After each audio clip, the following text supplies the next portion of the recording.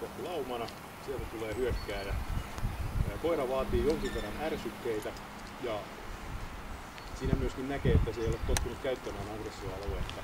Ja hyökkääjähän tekee näin, että kun se ensimmäisen äänähdyksen päättää, tarkoittaa ja se vahvistaa käyttäjän, kun se kääntyy pois tilanteesta, niin koira on tavallaan voittanut. Ja vahvistaa vielä toisenkin kerran. Ja sen jälkeen koira tekee ihan reippaasti sitä hommaa, mitä sen kuuluukin tehdä. Arvosanalla puolustushaluun tulee +3 kohtuullinenkin. Ja tää pitää toimia vielä niin päin hullusti, että kun sitten hyökkääjä muuttaa käytöstään, niin koiran pitää peilata samalla tavalla, kun pitää hyväksyä hyökkääjä sen jälkeen. Eli se toimii ok. Terävyys on koiran kyky reagoida aggressiolla, jotain yllättävää tapahtuu. Ja koira on sitä terävämpi, mitä pienemmillä ärsykkeillä se alkaa reagoida. Ja tämä vaatii aika paljon niitä ärsykkeitä. Ja ne kun näkyy siinä puolustushyökkäyksessä. Erikoiskoinen seinähyökkäys. Siellä sen kantti vähän loppuu kesken, mutta mä vien aika pitkälle sen hyökkäyksen ja saan sieltä reaktion, mutta se tulee vain äärimmäisessä hädässä. Eli arvosana terävyyteen on +1, terävyys on pieni, ilman jäljelle jäävää hyökkäyshalua. Ja loppuosa on kaikkein tärkein, kun hyökkäys loppuu, niin koira ei kuitenkaan muistele pahalla, vaan antaa minun käsitellä. Toimintakyky. Se on oikeastaan sitten koko rata kokonaisuudessaan, miten se on uskaltanut toimia kaikkien hyökkääjä ja mörköjä vastaan, mitä sen eteen on heitetty.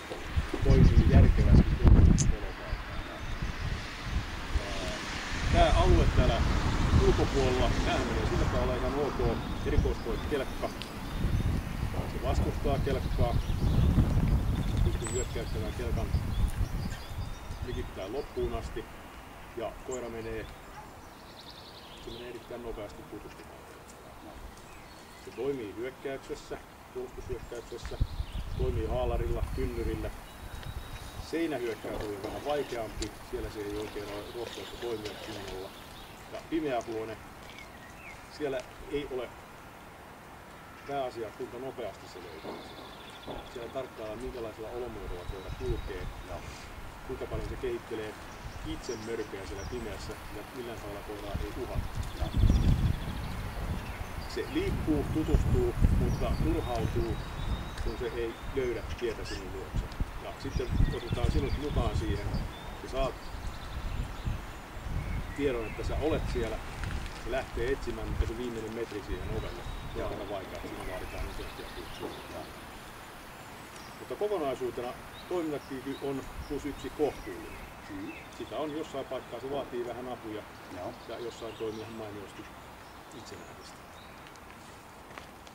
Noin, loppupisteet on plussaa 142, miinuksia ei saada mistään, ne on myöskin loppupisteet. Näin, heräsivikö? Ei.